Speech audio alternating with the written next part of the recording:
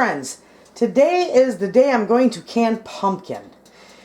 And I didn't realize how many I had here. This was just from 3 pumpkins.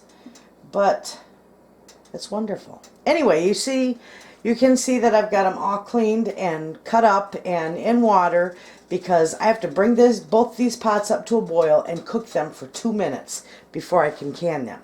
So I'm going to let that go, let that cook for 2 minutes, and when it's done, I'll be back and I'll show you how we put this all together.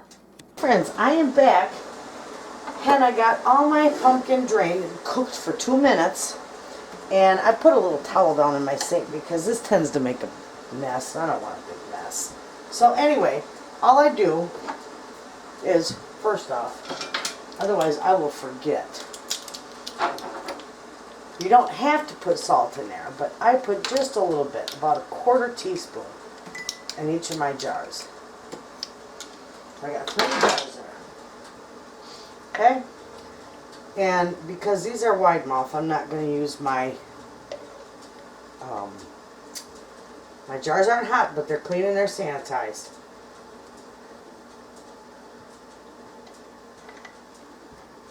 I'm just going to fill them right up to the neck there. And that's it. See? About that far. That's it.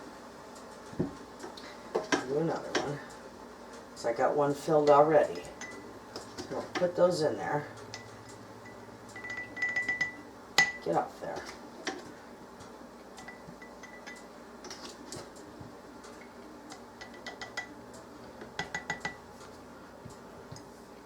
I gotta run away. Okay. There's another one. Now this one I'll have to use my funnel on. So that's a small mouth. Okay. Get that filled. Now I don't know how many this is going to give me. Not really sure, but I can put a couple more in there. A little tap. All right, so now let me turn this around here so you can see what I'm going to do here. Okay, now I got my lids and rings over there soaking in some warm water. This water is screaming hot, and I'm going to ladle it, pour this in there all the way to the top. Not the top, not the top. I'm sorry. I'm going to pour it in there and leave about a good 1/2 inch of head space. Okay. I'm going to put a few more chunks into that one. Just leave about a good 1/2 inch of head space on them. Now this one, I'm going to put a couple more chunks there. And you might find you do that. That's alright too, but that's hot after that hot water. Whew, okay, now I'm going to put a little dot more in there. Alright. Okay, now I got a little piece of paper towel here, and I am just going to wipe the rims off. Hey friends, my camera shut off. I don't know why. I was going to wipe the lids off, but I don't want to forget to debubble them. So you want to give them a good debubbling. We'll do that first, and then we'll wipe the lids off. Just take your knife down in there, or a skewer, anything, just to get the bubbles out. Okay? Because these big chunks will hide a lot of air bubble. Alright, so now I can go ahead and wipe the rims off. Always wipe the rims off. Otherwise you'll have debris under there and they just won't seal. Okay? Alright, so with that, I'm going to put my ring and my lid on there, and that water's hot. I'm just going to go finger tight with it.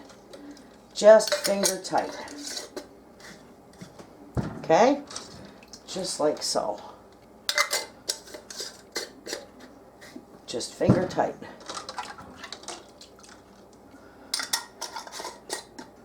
And that's it. That's how easy that is. So let me get all the rest of my jars filled, which I don't think I have. I'm not going to have a whole lot. But as soon as I get them all filled and get ready to put them in the canner, I'll be back and I'll show you that step. Hey friends, okay, I'm back. I've got 13 pints, I've got 9 on the bottom, and then I got a divider in here and I've got 4 on the top. So I'm going to put a little shot of vinegar in here because that's going to keep my jars nice. And I'm going to put my water in there. I'm going to put a good 2 quarts of water in here. Usually a couple inches. That should do her. Alright, I'm going to turn this burner on high and I'm going to put the lid on her. Turn this straight. Okay. And I tell you all the time, just in case somebody's watching and hasn't seen it yet, when you put your lid on here, this little vent right at the top here, before you put your jiggler on that, that's going to have to spew a steady stream of steam for 10 minutes. And then you can put your jiggler on. So make sure when this starts to spew steam that you just set your timer for 10 minutes. And then when it's done, just zip your jiggler on there. So, but I'll show you. Again, I'll show you when it starts to spew. Alright, we'll be back when that happens. Okay friends, this, you can hear it. It's been spewing. I don't think you can see it. Maybe. But you can hear it. It's been spewing for 10 minutes. I'm going to stick my 10-pound jiggler on there. And when this starts to jiggle, I'm going to time it for 55 minutes. So, when it's done, I'll show you the end results. Okay friends, I am back and I took the jiggler off. This is cooled down. The pressure, it's not cooled down, it's still quite hot, but the pressure is all off it so I can open it. And when you open these, make sure, look at that steam, make sure you open it away from you because that is screaming hot and it will burn you. Look at there. Isn't that beautiful? Those turned out wonderful. So we're going to get these all out. Look, I'm still just a-bubbling. And these are going to just sit on my counter probably till morning and cool off and set. Let me get a fork so I can get that out. It's kind of, it's going to take me just a second. There we go. Okay, I'll just set that on the lid. That's going to all cool down. Alright, here we go. Look at how gorgeous that is. Beautiful. And that way you know it's safe because it's not pureed. You never, ever, ever want to can pureed pumpkin.